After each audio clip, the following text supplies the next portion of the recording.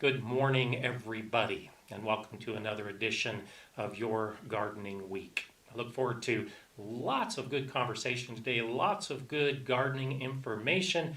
It's great to see everybody already checking in. Dennis, welcome. He says he's new to Gardening Week chats and lives in Southeast Denver, not too far from me. Lots of regulars showing up, lots of new people showing up. So keep checking in. Let me know what's going on. Jamie's from Louisiana. My son lives just outside of Hammond. So good to see everybody represented today from different places. The stream is filling fast, and I've got a ton of information for you this week. I've had a great gardening week. If you saw my last video, you saw that I finally put tomatoes in the ground. I'm in Colorado, Zone 5B, and have a pretty short growing season. So I normally put tomatoes in the first week of June, but right now, and the forecast for the next week is actually about 10 degrees higher than normal. So I was able to put my tomatoes in the ground almost a full week earlier than I normally do. So this is one of my happiest times of year, and I'm very jealous of those of you out there who have been growing tomatoes for a long time now. I'm just catching up, but enjoying every second of it. Marble Girl, Colorado. You're in Colorado Springs too. Welcome to the channel. Welcome to the chat. It's great to see you. I really enjoy everybody from all over the world, all over the United States, that are regular followers of the Gardener Scott channel and the live stream that we do on Mondays. And I'm particularly happy about the increase in the Colorado gardeners because this is a very tough region to garden. I know that I can sometimes make it look easy on the videos because I've been doing this for a while, but this is a very tough region. So I'm glad to see people checking in from Colorado. Let's go ahead and get to a couple of questions that some of the early risers raised. One came from Steve Volk. I had some brown yellow spots appear almost overnight on my cucumber leaves. That could be caused by a lot of different things. There are a number of viruses that will affect plants like cucumbers, and they'll start off as little spots. There are insects that can cause damage, and they'll start off as little spots. In my area of Colorado, we'll get hail. And even though we've had some thunderstorms already, knock on wood, I haven't had any hail, those can cause little spots. There's lots of things that can cause the problem. So if you see spots on any of your plants, the first thing to do is to look closely at the spot because the shape of it can help determine what the problem will be. So you can do a search of brown, yellow spots on cucumbers and you'll have a whole bunch of results. Do note that the way insects cause damage and the way viruses and bacteria cause damage is different. And so particularly bacteria and viruses, they'll often cause very regular shapes on the leaves. And that's one of the ways to identify if that's the kind of problem you have, like a mosaic disease. There will be very pronounced and very consistent shapes on the leaves. Bugs, they don't have that same consistency. They'll start eating and they'll just go in whatever direction they're pointed when it comes time to eat the leaf. So I can't give you an exact answer for what the spots might be, but do consider when you start trying to analyze what's causing problems with your leaves, look at the shape of the damage, and that can help you trace it when you start your own search online, whether it's a bug, bacteria, virus, or something that's caused by nature. So wonderful to see everybody checking in. Dennis is saying, our new guy that I'm pointing out this week, my tomatoes are in and I have small 1-inch tomatoes on the plant and about 3 foot tall. Good for you. My tomatoes are still in about the 8 to 10 inch range when I put them in the ground. I'm still a few weeks away from the flowers and the fruit, but it's always great to hear that. Okay, Matt is saying, got my first chip dump last week. Hands down, best tip for me. I really appreciate the expertise. That's wonderful. I'm really glad to hear that.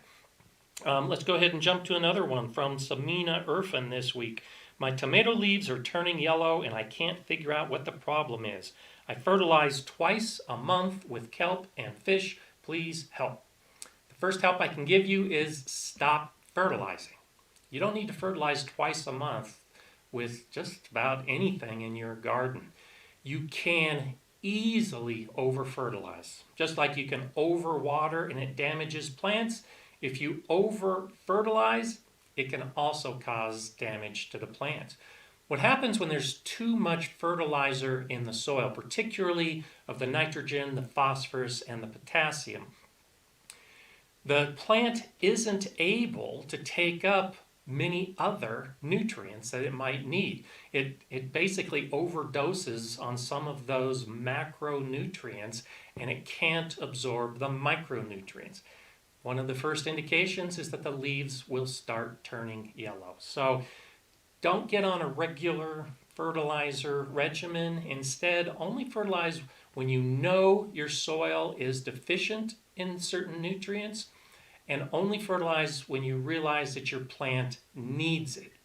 Don't fertilize twice a month on schedule because it can cause some damage to your plants. Kathleen, kale and turnips are in. That's awesome. I actually started harvesting some of the kale that I had put in the straw bales a few weeks back. It's doing great. My turnips are just starting to grow. A couple of my recent videos are about good bugs and bad bugs. And so I'm doing some filming, and I'll probably include this in a future video. But my turnip leaves are being eaten, little holes with the little insects. And I think for the most part, there might be some pirate bugs that are coming in. There's some aphids coming in. But on the turnips right now, I have seen flea beetles. What's interesting, and this is why I encourage you to get out in your garden and look, the flea beetles are eating little holes in my turnip leaves. I've got spinach growing right next to it. They're not influencing the spinach at all. I've got lettuce nearby. They're not eating the lettuce at all. I have turnips in a different bed. They haven't even found those turnips yet. So I've said in recent videos that you should mix up your plants, put them in different beds in different areas, because when the bugs come, you might have damage to one particular area and not another. And so I'm already seeing that in my garden, where one area of the turnips are being affected and another area isn't being infected at all. So I think it's really cool to see the nature. Okay, good to see you, G. Bridger from Montana. And we've got lots of other people. Cecilia Iveth Gonzalez Valalva. Hello to you from Texas. I have family in Texas. I've lived in Texas. I even have a Texas t-shirt. So thank you and welcome from Texas. Diane, good to see that you got your tomatoes, zucchini, squash, beans, onions all ready to go. And more to do today. Me too. I'm going to be doing some seeds today. I'll be putting in some squash seeds, some cucumber seeds, and lots more. And you'll see that in future videos. Okay, Florin Nastasi, Romania, parallel 45. I don't know what zone that might be, but welcome to the channel. Hopefully we'll be able to help you out as we proceed. I want to go ahead and start off with my question of the week. Is the first one this week. It comes from Wes Goodman. It was a very simple question. To dig or not to dig? And this is one of those issues that affects a lot of gardeners. And especially new gardeners, as you're starting out, you may not even realize that this is a question you should be asking yourself. We're having a lot of changes in traditional gardening. And it used to be that traditional gardening was you have a big flat area of ground, you go out, maybe you add some compost or manure, you dig it in, you might even double dig it in, and that's where you plant. Well, in relatively recent years, we've seen a huge increase in the number of raised beds. And I do a lot of gardening in raised beds, mainly for me to sit and not have to lean over. But as you've seen from a couple of my videos, there are many, many benefits to raised beds. One of the benefits is you can put soil in and you don't have to dig it. You can start off with good soil. So that gets us into the no-dig arena. And Charles Dowding, a gardener from England, really made the concept of no-dig gardening famous. He's written a couple books about it. He has his own YouTube channel where he talks about no-dig. And so think of this as a spectrum, where on one end of the spectrum you have digging or double digging to get your garden ready every year. And we call it digging. You can also throw tilling into this, where instead of digging, gardeners will get a tiller and they'll till up the soil. On the other end is Charles Dowding and the concept of no dig. And that really means no digging to prepare your soil. The primary fix is mulch, lots of mulch, organic mulch on the surface. And the mulch takes the place of digging. The reason we dig in compost as an amendment is to incorporate it into the soil. Well, when you start adding a lot of organic material as a mulch to the surface, the insects, nature, bacteria, it will all naturally incorporate that organic material that's on top of the soil into the soil. And so if you get on a regular system of adding organic mulch at the beginning of the season, at the end of the season, or both, you don't need to dig. You get a very healthy soil with those soil organisms incorporating all of those nutrients. And you might like to use compost tea, or you've heard that compost tea is really good for your plants. Well, when you have this organic mulch on the surface, every time you water, every time it rains, that water percolates down through the mulch and some of the nutrients now become available in the soil. So having the organic mulch basically gives you a constant supply of compost tea. And you can eliminate a lot of effort and a lot of labor turning the soil and amending it. So to answer the question, dig or no dig, it really comes up to you. I lean towards the no dig. In my raised beds, once I have the good soil in place, I just add organic mulches, leaves and grass and straw, and just let it break down and it will feed the soil. I'm doing a new bed, brand new, and I know my soil is very deficient in a lot of the nutrients that the plants need. So to create a brand new bed in open ground, I dig, because there's not a lot of soil life there. I know I don't have a lot of organic material. So I'm digging to incorporate the organic material into soil that I know has very little life and very few nutrients. But after this initial digging, I'll never dig again. I'll continue to add organic material, sit back, and let nature take over. So if you practice no-dig gardening, it doesn't mean you don't have to ever dig in your garden. If you're starting off a new section, you might need to dig. If you are a gardener that digs and amends your soil through digging or tilling, let me suggest that you consider start using more organic mulches. You may see some improvements and you won't need to dig at all. Okay, let's get back to some more of the hellos. Diane says, I'm trying grow bags this year, planted lettuce, kale, and spinach. I don't know if you've seen my recent videos about the grow bags. I've got more coming, but I'm doing the same thing. I'm doing a lot more grow bags this year than I've ever done before. I've already got some tomatoes in. I've got some seeds in. Today I'll be putting some peppers in. And so this is a whole nother arena. That's why I've started making videos where you can grow in containers. You don't have to worry about digging at all. One of the things that I encourage if you try the grow bag growing, at the end of the season, take all of that good, rich potting soil that you've got in the grow bags and add that on top of your beds, raised beds or in-ground beds. That's what I'll be doing because that's very rich material. It's got a lot of organics, you've been fertilizing, and so at the end of the season, rather than use a lot of leaves and grass, which I often run out of, I'll be using my grow bag soil to help amend the soil from the top moving into the future. Johnny Castile, I am also about to plant my tomatoes in my garden today. I'm using 8-foot wooden stakes to single stem trellis them. The bed is 5 by 10. Any suggestions on the layout I should plant them? Good for you. I'll be doing some single stakes as well. This year I'm doing, I think, 4 or 5 different trellis methods on my tomatoes, and I'll show you that in a future video to let you know what I think is the best system.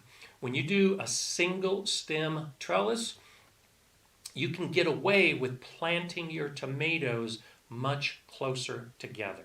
So I've got my tomatoes about 18 inches apart, which is closer than a lot of gardeners and seed packets might recommend.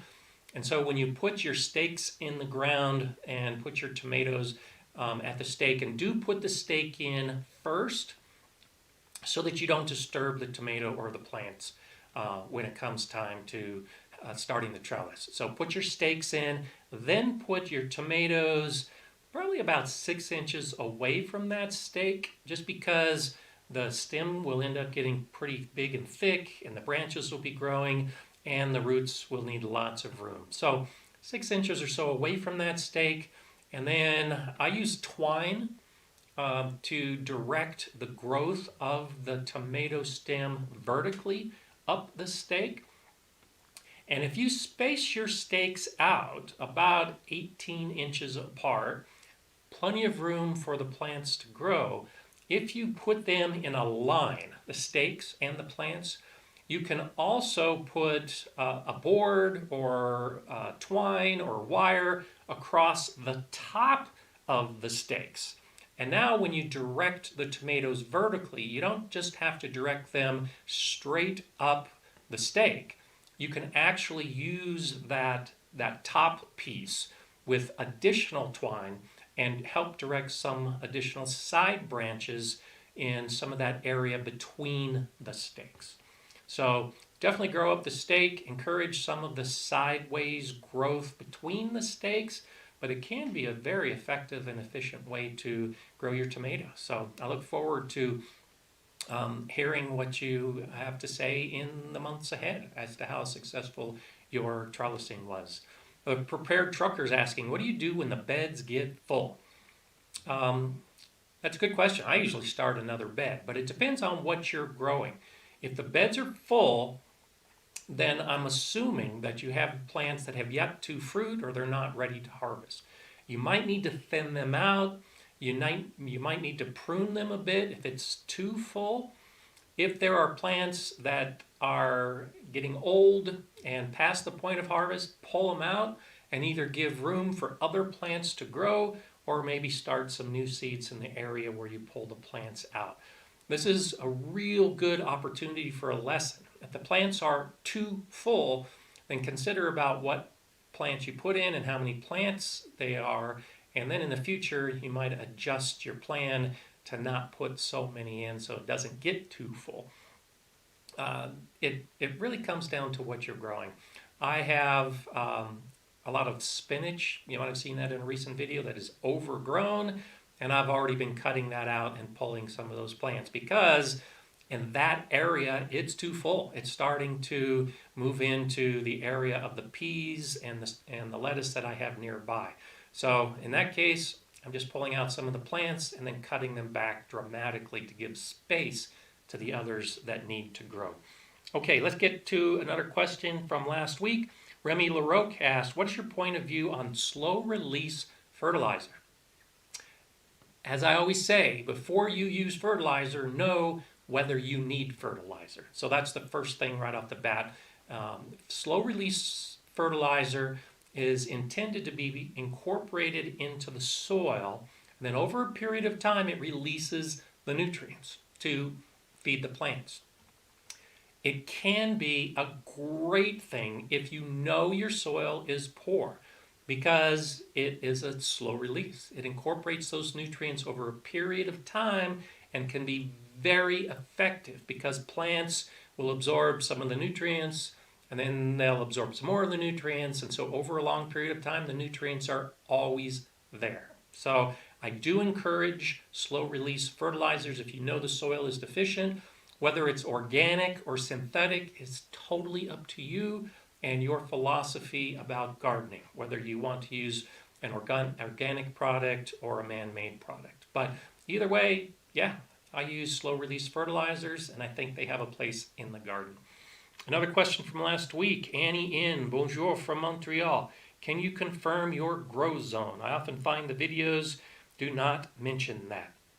Well, as I said before, I'm in Colorado, zone 5B.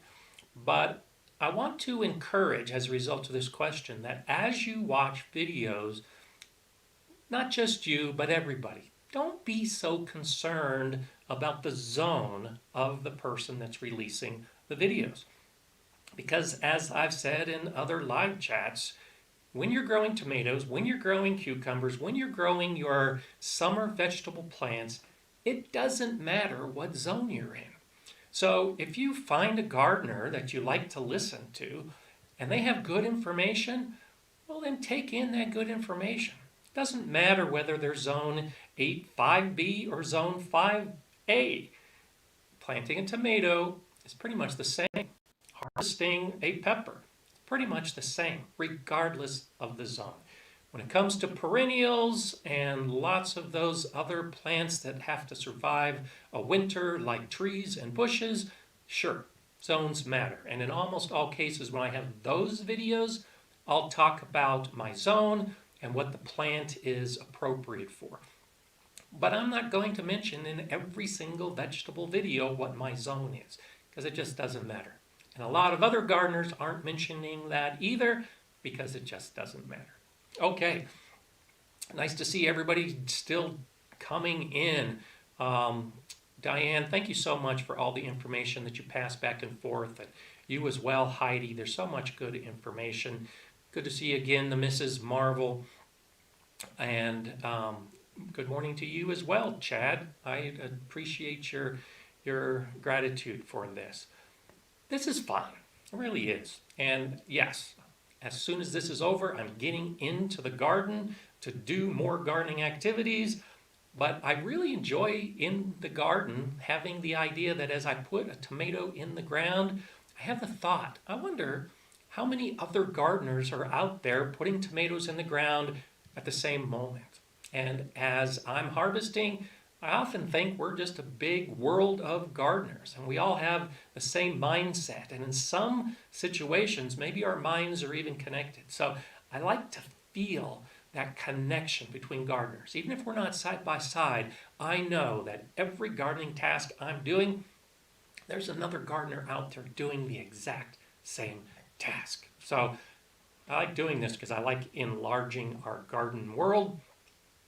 I think it's just incredible that we can all be doing this. Okay, Lisa Roberts, how do you get rid of mushrooms in an organic raised bed? I don't get rid of mushrooms. I have mushrooms growing in my straw bales right now. Mushrooms just show that you have a really nice, wet, humid environment, and it also shows that there's a lot of fungi at work. Bacteria aren't the only organisms that break down organic matter in the soil. Fungi is very important to break down organic material. So I encourage fungi. The mushroom is just a small piece of the fungi. That's the fruiting body of fungi. So if you see mushrooms, you know you've got the fungi in your soil, or in my case, the raised beds. And I'm okay with it. I do use it as an indication. If the soil is wet enough to be promoting the growth of fungi, then it might be too wet for some of the plants that you have in that bed. So use fungi as a warning sign that maybe your soil in your organic bed is too wet, and if you cut back on the watering, you may see that the mushrooms are also disappearing. But the fungi is still there, it's still doing its job. You can pick those mushrooms and add them to your compost pile. Or if you suspect that they might be toxic, go ahead and pick them and throw them away. I just leave them alone because in the sun, every day I have mushrooms pop up, and by the end of the day, they're fried from my sun. So it becomes a non-issue. Because my soil moisture and the straw bale moisture is wet in the morning and then dries out through the afternoon, it kind of takes care of that problem by itself. Okay, Jimmy OGTV had asked thoughts on cannabis. And I've had a few questions occasionally about cannabis growing. I'm in Colorado. You may know that we were one of the very first states to legalize cannabis. And I tried growing it a couple years back because I'm a gardener and I tried growing everything. And I learned it can be very difficult to grow. So difficult that it was too much work and I don't grow cannabis anymore. So my thoughts are, if you are into cannabis and want to grow it, go for it. You're not going to find a lot of information on my channel because I'm more focused on vegetables and perennials. But when it comes to seeds and lights, a lot of the information I have in my videos are appropriate for those of you that are growing cannabis or any other indoor plant. Orchids fall into the same category. I don't grow orchids because they're just too hard to grow right with the lights and the humidity and all those other factors. So do venture into other arenas of gardening if you have any interest at all. Make it legal. If it's not legal in your state, then I'm definitely saying don't grow it. But if it's legal and you want to try it, try it. And look for sources other than mine to make them grow the best that they can. Those are my thoughts. I'm a gardener. I try new things. If you're a gardener, you should try new things. But always learn what you can to do it right, because otherwise there'll be a lot of mistakes along the way. And even if you know what you're doing, there's going to be mistakes along the way. Okay, let's see what else we have popping up.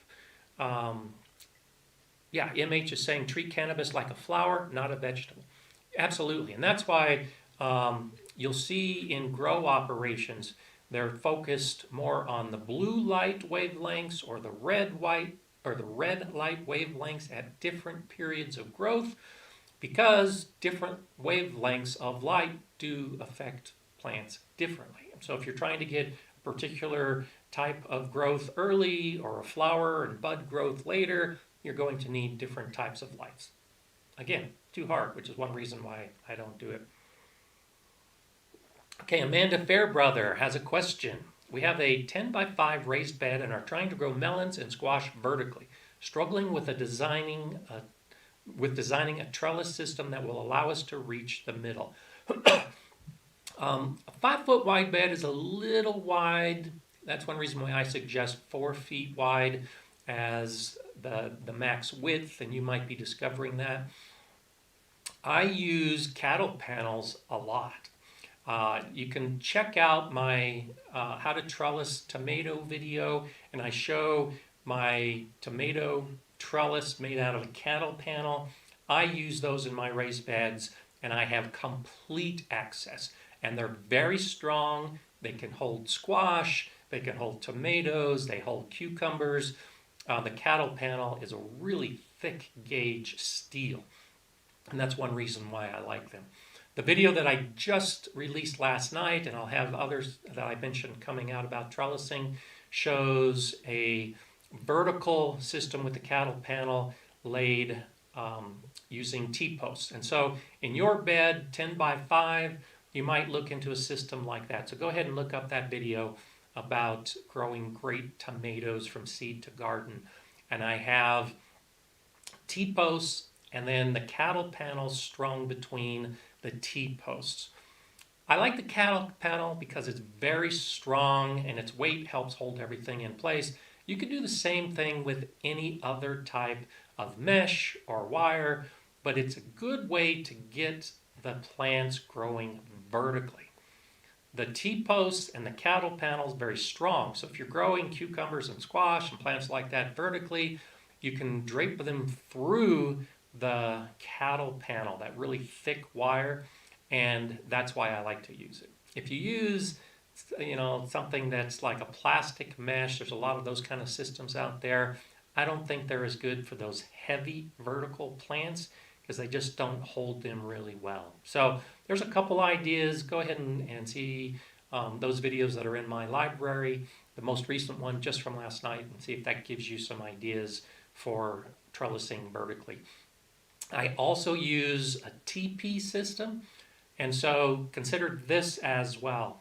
The cattle panel trellises I make, where I bend them, use a 12-foot length of cattle panel.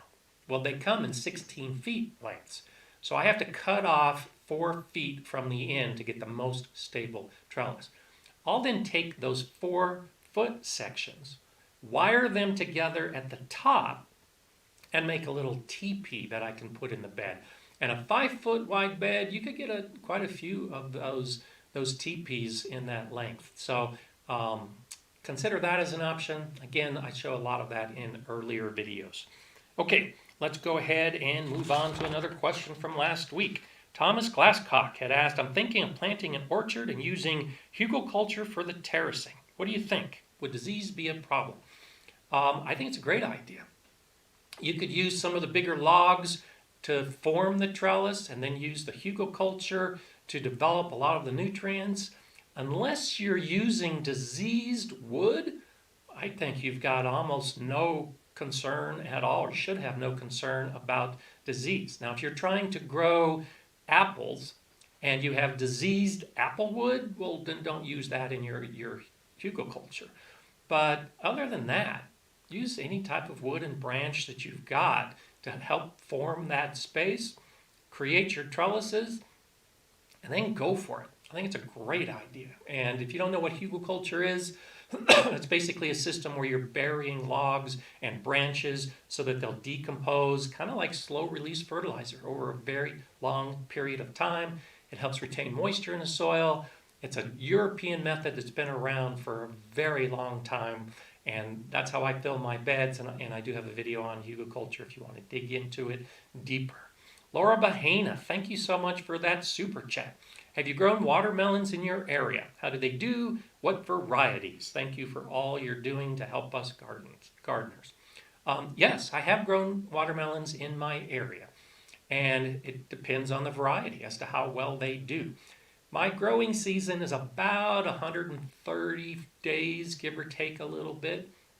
And many of the big watermelons that people that are in zones 8 and 9 and have much longer growing seasons, they can grow the big ones. But I can't because those often have 120 days to harvest, which means if conditions are perfect, I might get a watermelon at the end of the season, but it never happens. So instead, I have to choose varieties that are much fewer days, like 70 or 80 day watermelons. So Minnesota Midget is one that I've grown. Stars and Moons, I think is the name of another one that I've grown. The key difference when you're trying to grow watermelons in an area like Colorado with a really short growing season is the watermelons are going to be small watermelons. So these are varieties that might only be the size of a softball. They might be a little bit bigger than that, but they're not going to be the big full-size watermelons that you see in the store. So look for some of those shorter day varieties, Minnesota Midget, and I think it's Stars and Moons. But they're much easier to grow, and I can actually get a harvest. They're delicious. There are pink watermelons out there, the flesh inside. There's yellow watermelons out there, all in that same small size that you can grow in an area where you don't have a really long growing season. Okay, I want to go ahead and do a quick shout out. Last week I had mentioned that if you have any children that garden, go ahead and let me know. and I'd gotten a comment about 6-year-old CAMDAN. Now, I don't know if CAMDAN actually watches the live streams, but I just want to give a shout out to CAMDAN if you happen to be watching this, and thanks for being a gardener. Thanks for getting out there. Let me know if you have any other kids that you want to shout out to, and I'll do that in future weeks. I just love it. I love getting kids in the garden, and I love the experience that they're going to have in their life when they're exposed to it early on. So if you've got a child in your life and they're not in the garden, get them in the garden and start teaching them about what you're doing and what they can do. I guarantee you they're going to like it if they can grow their own food, harvest it, and eat it. It's just amazing.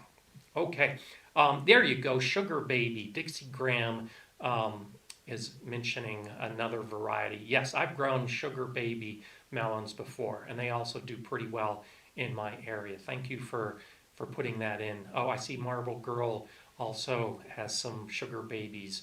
I don't know why I forgot that, because I've got some Sugar Baby seeds that I'll be putting in this week as well. So that's a great one to grow, and I've had some really good success with that. So thank you for those comments. Thank you for throwing that out there. M&J Weber says Minnesota midget is a cantaloupe. Well, maybe there's a couple different type of Minnesota midgets, because the Minnesota midget seeds I have are watermelons. So maybe it's a different source. But if it's a cantaloupe, feel free to grow that as well. Same basic concept. Growing full-size melons of any type can be difficult in a short season area. Okay, what else do we have for last week? We have avocado and megs. How big do tomato seedlings need to be before planting in raised beds? I've been giving them time outdoors for the past week or so, a little more every day. Last night, forgot to bring them in, and they're looking great. Put them outside. The question from a week ago, hopefully you figured it out in this last week, but when plants are hardened off, it's okay to put them outside. It's better to put some bigger plants in. So like I said, I wait till my tomatoes get to be 8 to 12 inches, ideally, to put in the ground. But if they're smaller, go ahead and put them out. I was late with my peppers this year, and so the peppers I started from seed are only about 4 inches high right now, but I'm hardening them off. That process will be complete in a couple days, and I'll be planting my peppers when they're only about 5 inches tall. Hardening off is the key. If they've been able to last through a day and last through a night, then they should be ready for your garden, regardless of the size. Do think in terms about insects and other pests, because younger seedlings are more susceptible, but get your plants in the ground. That's the best way to do it. Okay, so Suet is asking a question. I heard, or answering a question about the slugs and black ants from the question that Lisa Roberts is asking. Is there an organic way or any trick to getting rid of slugs and black ants? Yes, there are. And I wanted to bring this subject up this week as well. And I thank a few of you last week that pointed it out. So this is your gardening week number 13. So I've already got 12 90-minute sessions, and I've answered hundreds of questions and put a lot of information out there. And ants and slugs is a question that I've already answered a couple times. And so I encourage you, especially if you're new to the channel and you're new to the live stream, if you ask a question that I don't get to, or I don't respond fully to, it may be because I've already covered it. And I understand that we're all operating on different gardening calendars. And I understand that most of you have not seen the previous 12 live streams. But I encourage you, over the course of your week, when you're in the garden, if you have a question, go ahead and look back at some of those earlier live streams, because on all of them I've put time stamps with the subject that was discussed, the question, and the answer. And so if you ask a question and it looks like I might be ignoring you, I'm really not trying to ignore you. It might just be a question that I answered last week, or maybe answered a couple weeks ago. And so feel free to peruse some of those earlier live streams because there's a lot of questions in there, and to include slugs and ants and organic gardening. And that might be a way for you to really start expanding your gardening world. I'm not saying you have to watch the whole 90-minute video. I'm just suggesting going to my library, click on the live stream playlist, pull one up and see if there's a topic in there that might be an area of interest. Watch it for a couple minutes and maybe you'll have the answer that you were looking for. Okay, Sarah Taylor had asked last week, what plants do you recommend to naturally keep away pesky bunnies and other pests? So, particularly for deer and rabbits and gophers and a lot of other pests like that, there really isn't a single plant to keep them away. There are plants that might be resistant to those pests, but most animal pests will eat most plants if they're hungry enough.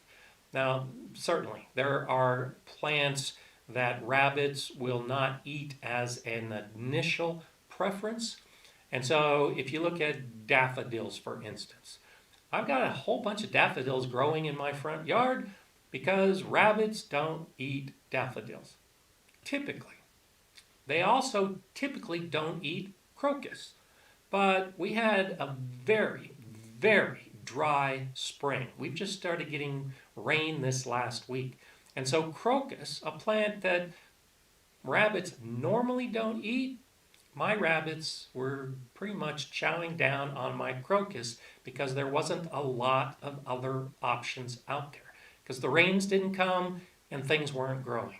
And so to plant something to keep them away, sure, you can go with fragrant plants. And so plants like lavender and sage are typically the kind of plants that they're not going to eat.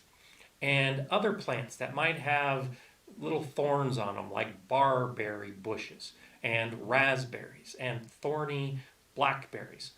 Rabbits are typically not going to eat those plants, but they might eat the leaves. It's possible.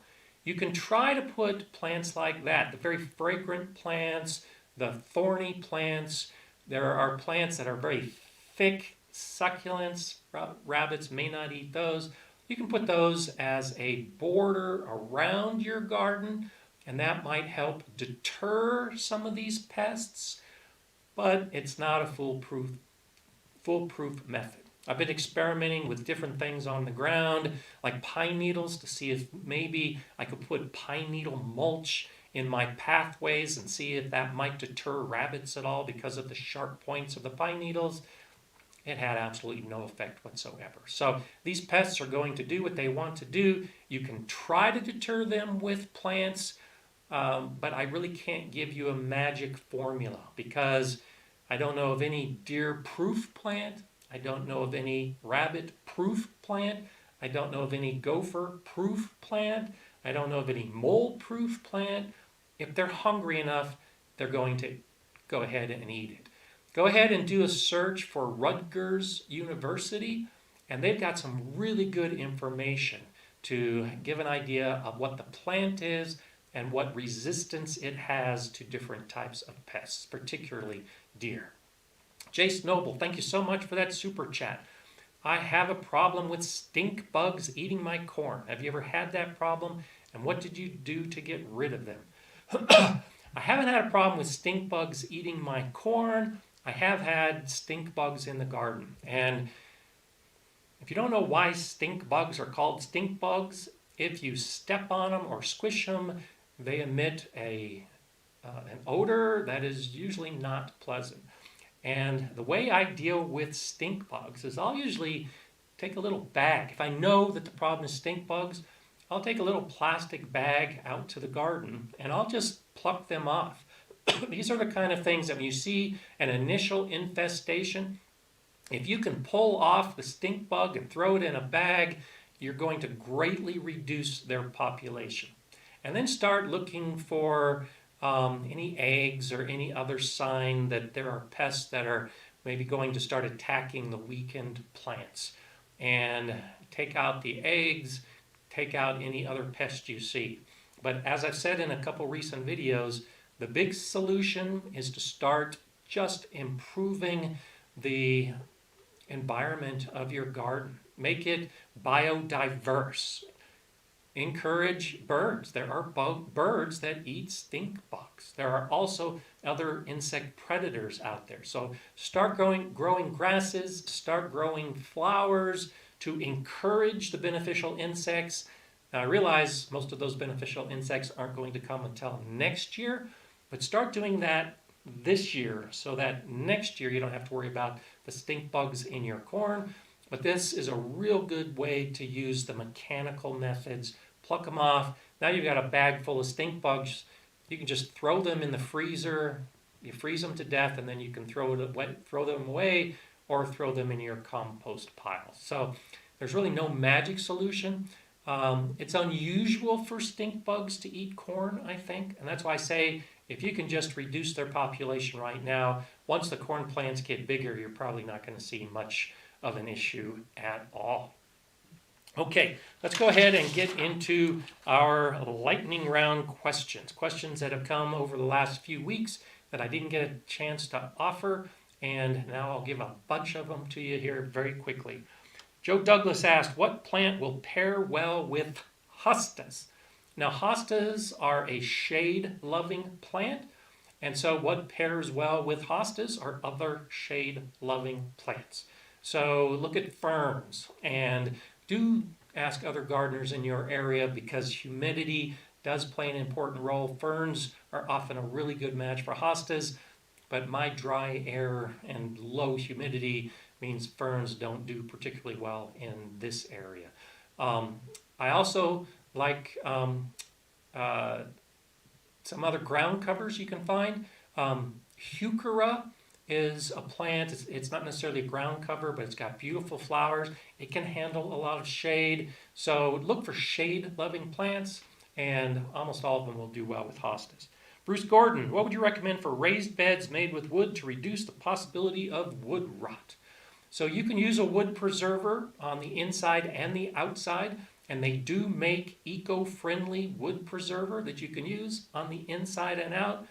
I usually don't use much of anything on the inside. In my very dry region, it's the outside that actually breaks down before the inside. And so paint or any generic wood preserver is perfectly fine on the outside. If you're concerned about leaching problems and chemicals, then avoid that on the inside.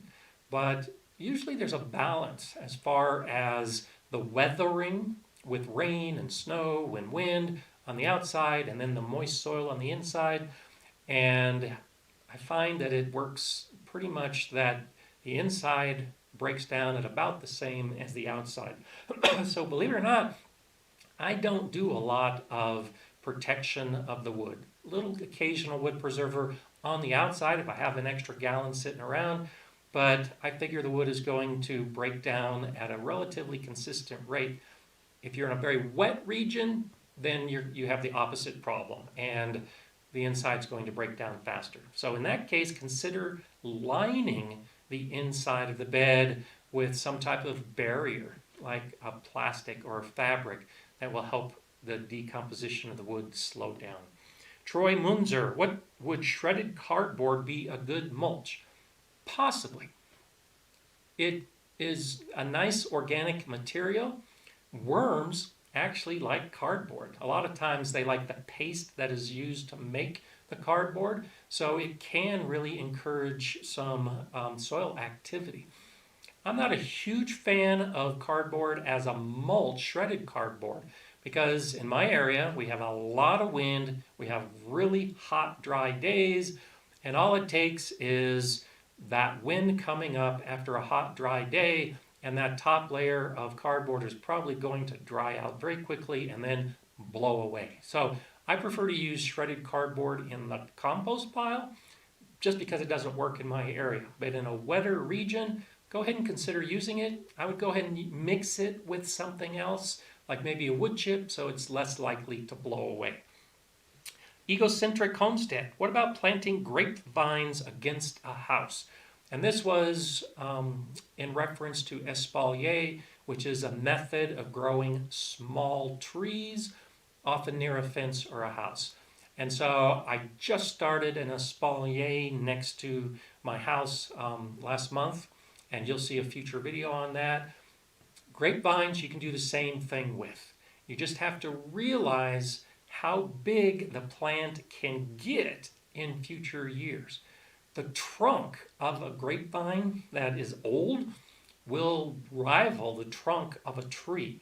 So sure, you can put grapevines next to a house and trellis them, but give them enough room for the root or for the trunk to grow. I don't go any closer than 12 inches if I'm doing an espalier or a grapevine next to the house. Also consider, depending on what you're growing and how deep your foundation goes, over a long period of time, it's possible that the roots might interfere with the foundation of your house. Not as likely with grapevines because they tend to like to grow deep, but it's possible. But sure, give it a shot. Angela Young, I'm a beginning gardener. Is garden soil okay for planting seeds in a raised bed? So sure, garden soil is fine. Now, garden soil should have organic material in it. So if you're just digging up a bunch of soil from an area and you don't know if it's very good, or maybe it's an area that you haven't been able to grow plants in, well, just by putting it in a raised bed doesn't mean that the plants are magically going to start growing better. Raised beds don't do that. You have to amend the soil. So yes, garden soil can be great for raised beds. Just make sure you mix some good organic material into it, unless it already has an ample supply. The Mikado 16, where do you get your organic fertilizer and compost? I make all of my organic fertilizer and compost. Now, occasionally, if I'm starting a new area and I don't have the compost yet, like in this garden that I'm doing right now, I'll try to support my local nursery and buy from them. You're more likely to find organic materials at a nursery than a big box store. But yeah, I will resort to a store to buy some of those materials. But for the most part, I try to make them myself. George D. Village gives, his village gives out free aged compost. It's about 95% black and 5% stick remnants. Can I use it for direct planting? I don't encourage direct planting in compost. It gets back to what we started with earlier in the live stream. If you plant directly into compost, you're planting into a medium that is filled with nutrients. And so it's possible there are so many nutrients in that compost that it can overwhelm your plant. And you might not have as good success as if you took that compost and mixed it in with garden soil. So that's my preferred method, is using compost as an amendment. And you can have it in a pretty high ratio, pretty high percentage. About 25% compost, if you're mixing it in with garden soil, is a great way to start. But I don't grow completely in the compost. Instead, I give my plants a chance and recognize that there are minerals in the soil that are probably not in the compost. And it's all balanced out by the soil organisms. Lori Patterson, what's the best mix to buy in bulk to fill the top foot or so of my raised beds? And it gets to the same basic concept, amended soil. So the soil that I buy in bulk is 50% topsoil, 25% compost, and 25% aged manure. And yes, I realize it's a 50% mix of organic material. I'll use that in my raised beds because I know through the plants and through my watering that it's going to break down pretty quickly. And I've already seen about a 6-inch drop in the beds that I started just a year ago. So use something that has 25 to 30% of organic material compost. Ideally, you can go up to 50% if you're starting a bed, and then just expect that you'll be adding organic mulch in the future. Baron Klopstra, how do you dry grass? Do you spread it out somewhere? So I talk a lot about using grass as a mulch. And it depends on the source. Most of my source lately is fresh green grass. And so, yeah, I do spread it out to dry. But take a wild guess where I spread it. I spread it on my beds. So rather than spread grass to dry and then use the dry grass in the beds, I just spread a very light sprinkling of the fresh grass across my beds, the surface of the soil, and in a day or two it's dried enough that I can add more of the green grass and let it dry. So eventually it's all dry grass as a mulch. I will also take the bag and just open the bag up to the air. And the top 4, 5, 6 inches are going to dry out faster. So I'll open up a big bag of grass, take out that top 3 or 4 inches of the fresh grass, put that in my beds. The next day, that top couple inches is dried, and I'll keep the process. By the time I get down to the bottom, yeah, some of that wet grass might be kind of matted. It's not as easy to spread. That's what I put in my compost pile. Okay, the next question. Ian Mann asks, do you recommend putting your raised bed on pavers just to keep it off the ground a little? No, I don't recommend that. I have my raised beds directly on the soil.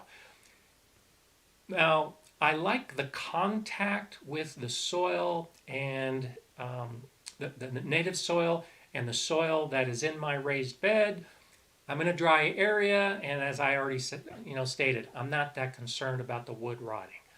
If you live in a very wet environment, and especially if you've been doing this for a little while, and you recognize that that bottom layer of your raised bed rots first before anything else because it's always sitting in water, then sure, go ahead and put it on a paver to raise it off the ground. And I'm assuming that's why you're asking the question, because you're concerned about the wood rotting.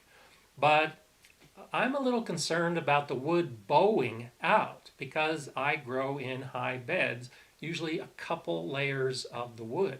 And so that bottom layer, I have it setting directly on the soil, and then I'll actually put an inch or two of soil around it to help stabilize the bed. That helps reduce the problem of the wood bowing because the soil is holding it in place. So most regions, especially dry regions, go ahead and put the bed directly on the soil. Wet regions, sure, you can use pavers in a situation like that. MB Gardner B. In Colorado, what's a good early and mid-summer cover crop that won't become invasive? And so, good question. You should always have a plant on your soil to shade it, to protect it, to help from erosion and weed seeds blowing in. And so a cover crop does that. It's a plant that's covering the soil surface.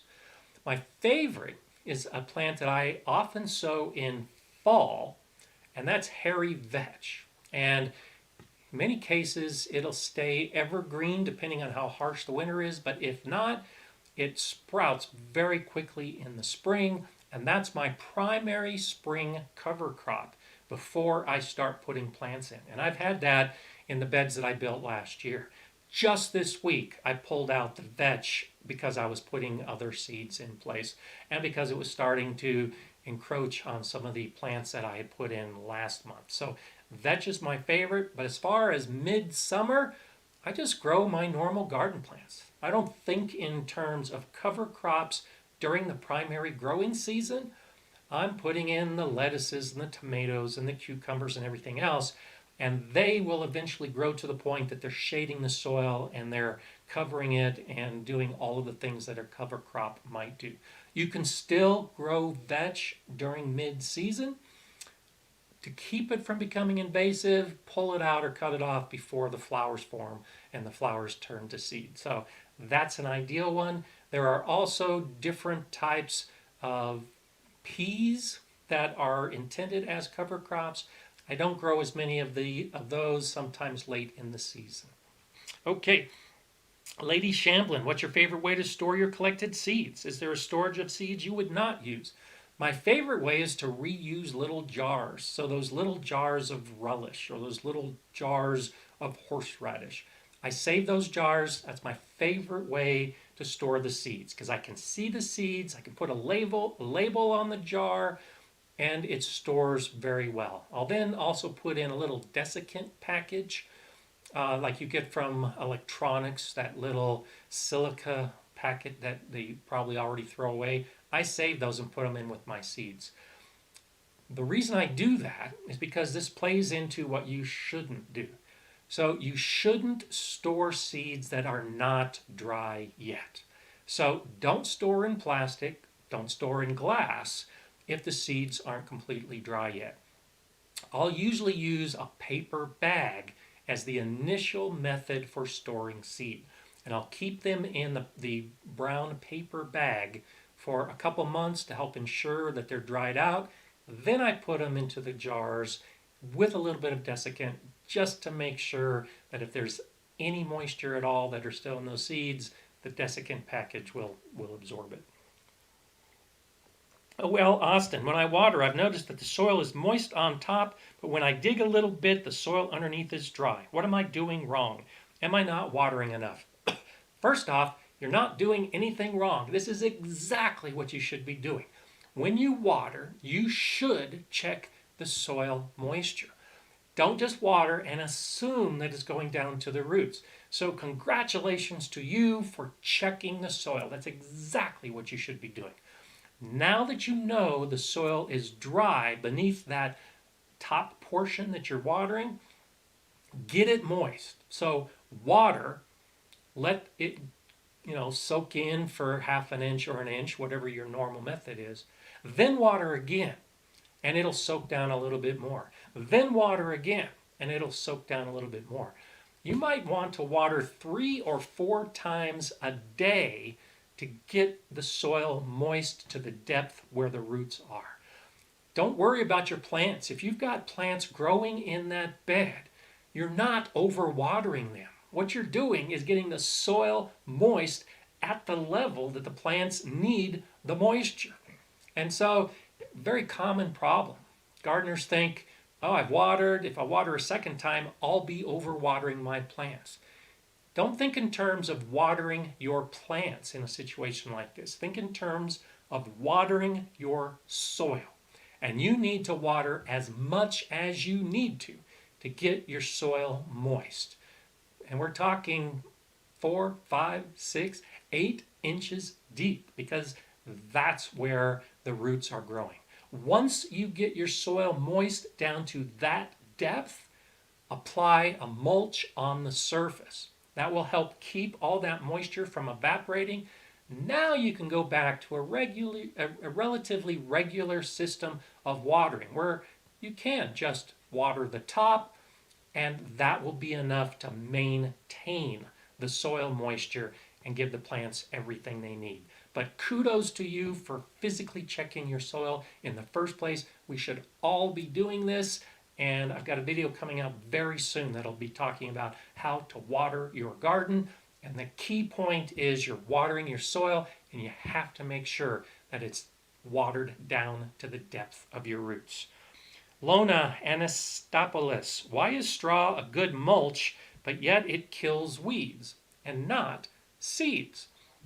Well, straw will keep seeds from germinating. And so don't think in terms of the straw killing the weed seeds. What it's doing is it's keeping the seeds from germinating. When a plant starts growing, it needs sun. And so a good straw mulch helps cut down on the sun. So a lot of those seeds that might start and emerge from the soil, the straw blocks the sun. That's what keeps them from growing. It doesn't kill them. It just stops them from growing. If you put any seed that you're growing, a lettuce seed, and you cover it with a couple inches of straw, you're probably not going to get lettuce because the straw is going to do the same thing. It's going to keep the sun from the soil and that new seedling. So I use straw to help keep out the weeds. It deters the weeds there will still be a few really hardy weeds that might grow through the straw. But when I seed the plants I want to grow in a bed that has straw in it, I pull back the straw mulch. I pull back the grass mulch. I pull back the leaf mulch. I pull back so that I have bare soil exposed, and then also my seeds. Once the plant starts growing, then I'll start putting the mulch back around that plant, and I'll add more mulch as the plant gets bigger. But don't think that there's something magic about straw and mulch as far as killing one type of seed and allowing another seed to grow. You still need to make sure that that young seedling has enough light. Pull back the mulch and you'll get that. Okay, so good to see all the people talking back and forth. And Derek, good to see you again. Appreciate all of the good information. And those of you that might be new to the channel or that you've been here a couple weeks, you might start recognizing that there's some really good information that's coming out on the chat. And I do have to admit that the Gardener Scott Your Gardening Week Live has some great people that are watching it. And I've yet to see an answer that is flat out wrong. There might be a few answers that identify preferred method of doing things, but for the most part, if you're seeing answers in these chat, especially from Diane and Jay and Derek and Heidi, they've got a lot of really good information that they're sharing. And so I know I can't get to all the questions every week, which is why I encourage you to go back to some of the other previous live streams. But do pay attention to a lot of the questions that are being asked and a lot of the answers that are coming up in the chat, and you'll probably get your question answered. If you don't get an answer, then there's a couple reasons for that. They might not have an answer, and they're waiting for me to cover it in a future week, or it might be one of those questions that they missed just like I did. So thank you so much for those of you that are participating by giving the answers in the chat, because that's what makes the whole Gardener Scott community so wonderful. We are all trying to become better gardeners. In the process, we're helping others become better gardeners. Isn't that incredible? Luz Robles, good to see you back again. I recently heard of an avocado tree that grows in desert climates. Are you familiar with this or any other desert avocado? No, I'm not. I'll look into that, see if I can find some information about it. And if I find something, Luz, I'll go ahead and let you know next week. And Luz is a regular follower who grows in a very challenging environment. Maybe as challenging or more challenging than my environment. And I just want to point that out because as hard as it can be, just keep growing, keep trying, keep asking questions, keep looking for the answers that we're all giving. So thank you so much for that.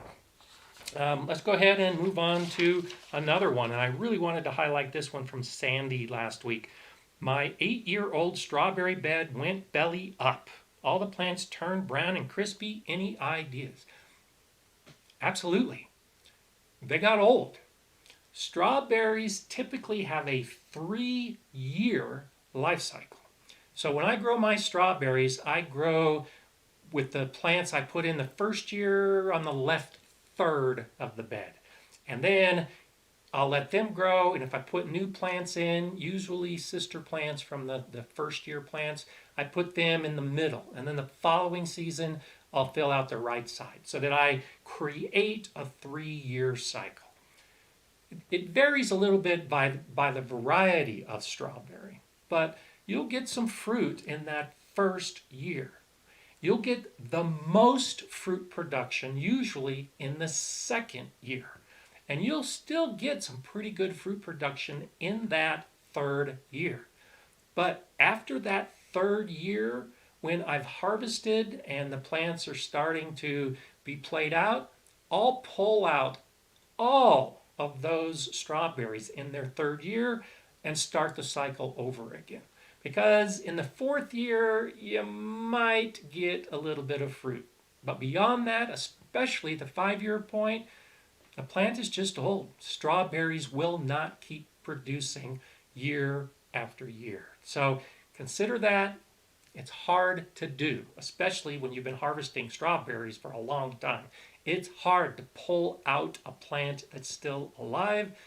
But as far as strawberries are concerned, you might want to do that. When I lived in the valley, Central Valley of California, a lot of strawberry producers in Merced, which is where I lived.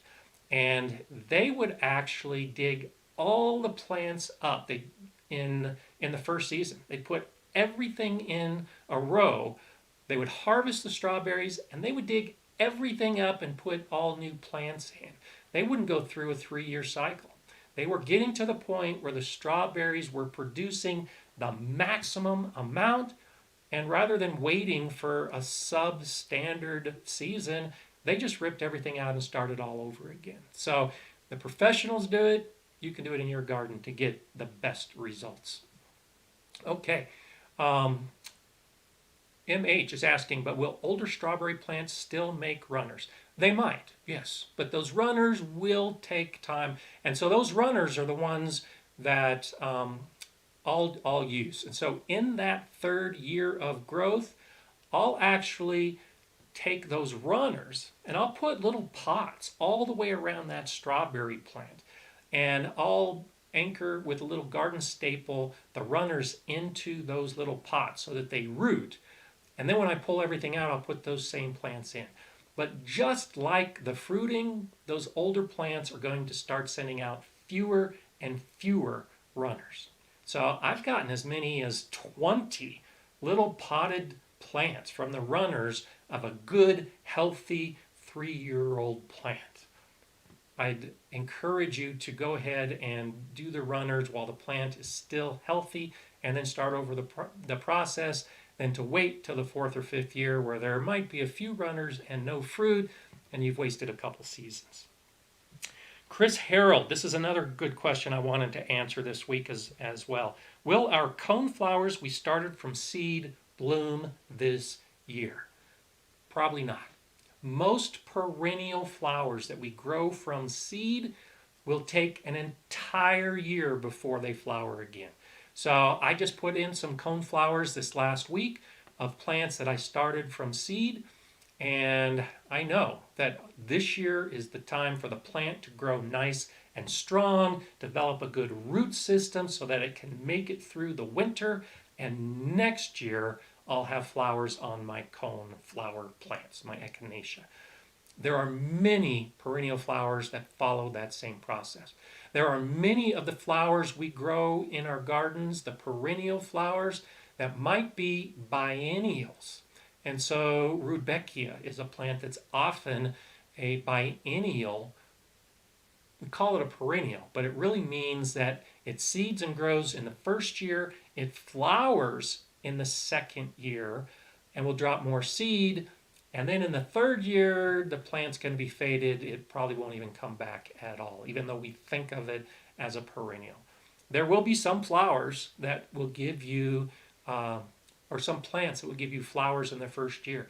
I just planted some agastache in my front yard from seed, and they're perennials. And it looks like I might actually get some flowers from them in this 1st year. So a lot depends on the plant, but specifically coneflowers, no, you can expect you're not going to get them.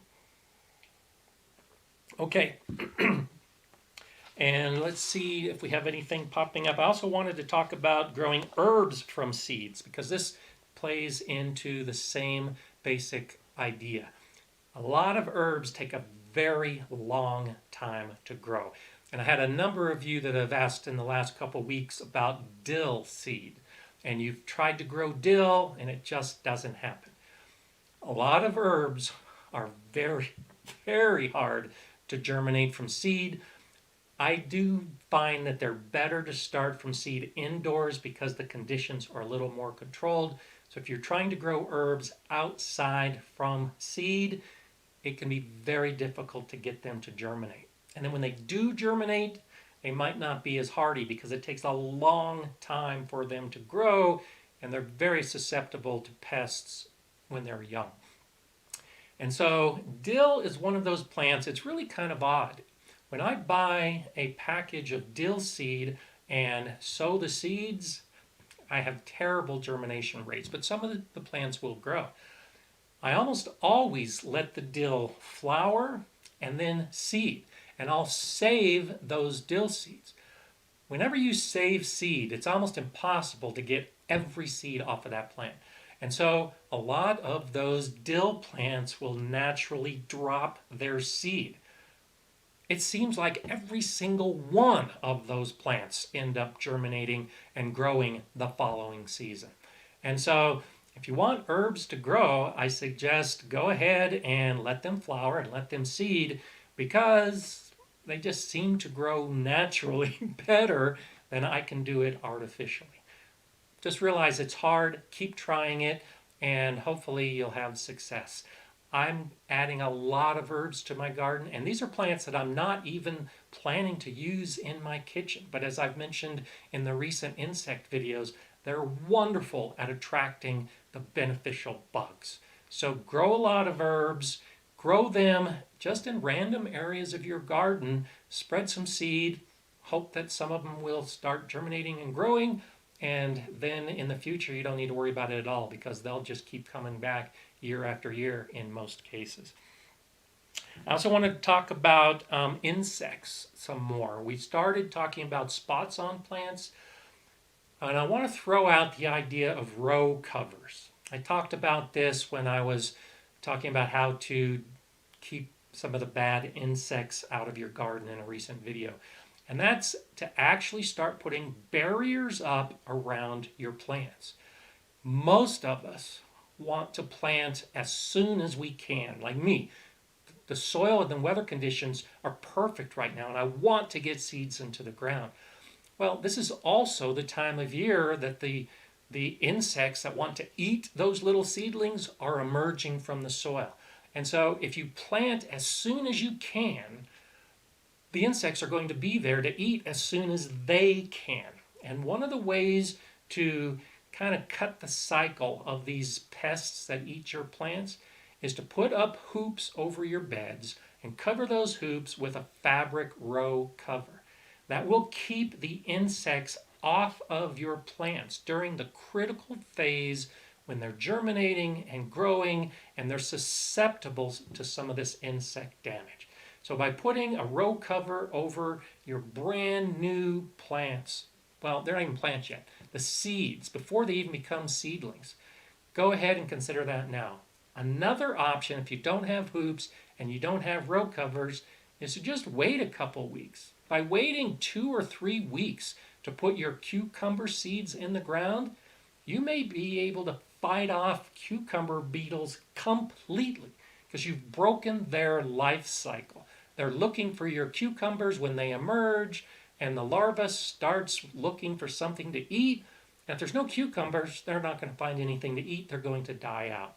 So as you're putting new seeds in the ground now, or if you're reseeding, if you're in an area where you've already started growing some plants, think about that. Putting some barriers like row covers over the seedlings, or maybe just shifting your schedule by a couple weeks, and see if maybe that doesn't help a little bit with the pests in your garden.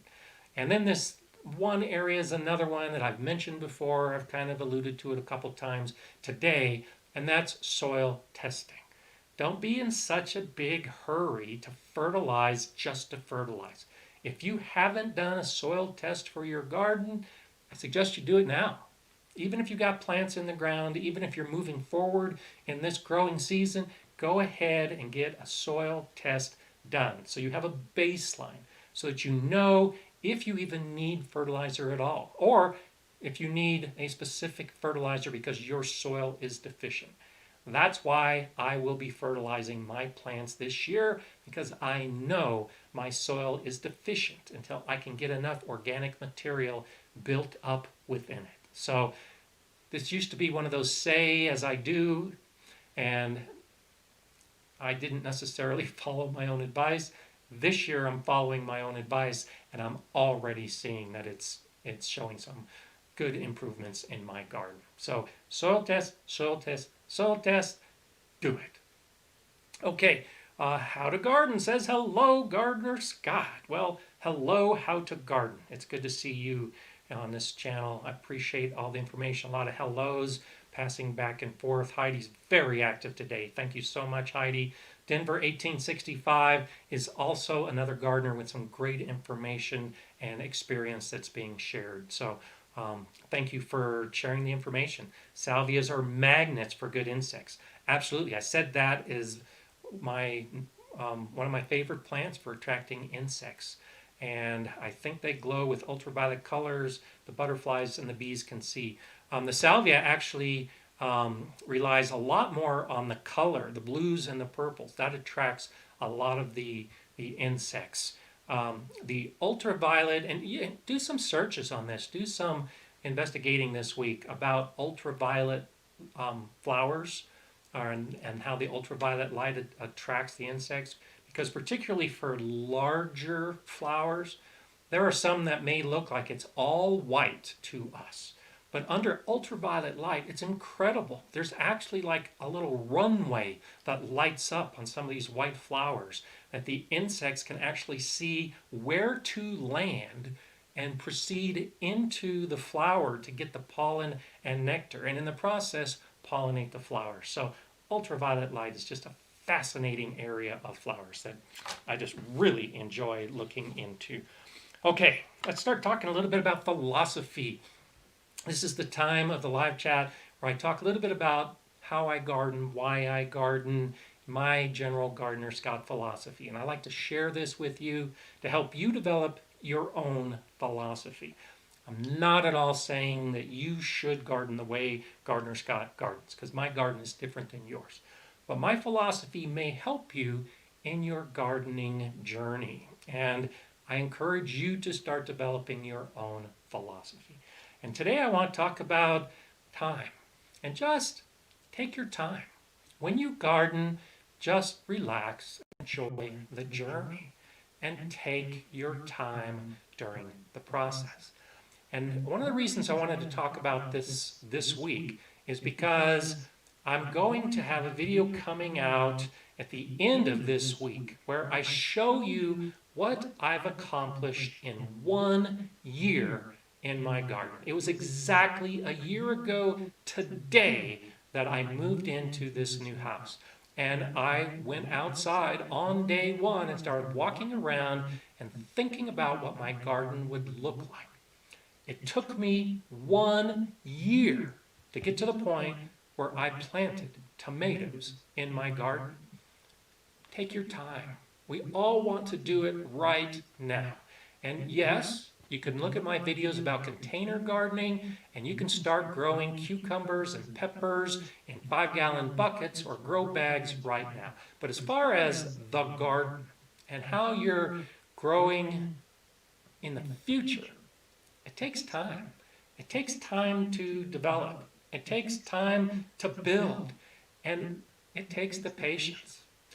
I still get comments that say, why should I listen to you? You've got nothing growing in your garden. Or your garden looks like a bomb went off. Or how come there's nothing green? Well, I'm guessing. Well, no, I'm not guessing. I'm sure that all of you that are watching the live stream right now or watching it in replay understand that you don't have to have a lot of green behind you to know what you're doing. I know what I'm doing. It's just, I'm patient. I want my garden to be as good and successful as possible. And that takes time. It's taken me a year to clear out the space and build the beds and put the soil in and put the trees in place and put the fruit bushes in place.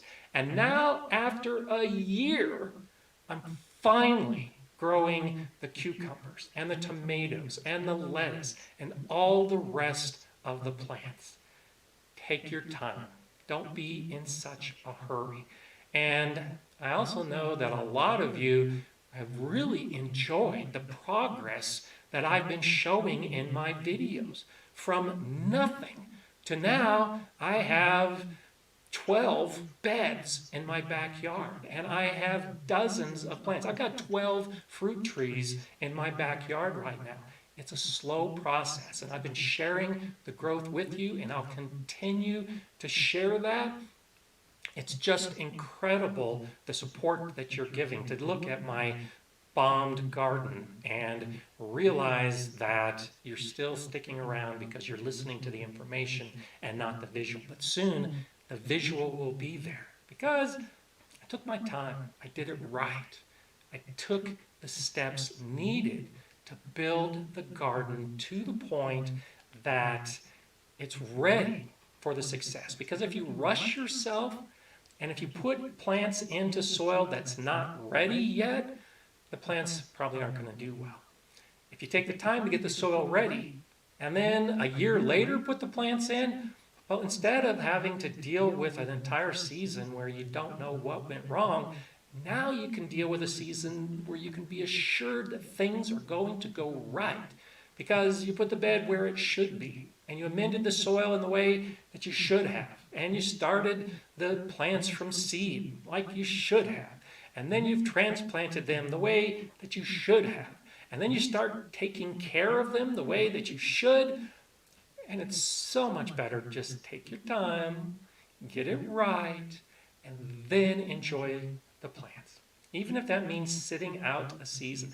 And believe me, it was very difficult sitting out last season. To move into a new house and to start a new garden in June when it's nothing growing in my area and I see everybody around me with the plants growing and I know that there's other gardeners that are harvesting and I missed out on all of that. But this year I've got a huge, wonderful garden ready to go because I took my time and I did it right. You can decide how much time you want to take. I suggest a year. I think if you take a year, you can build the perfect garden.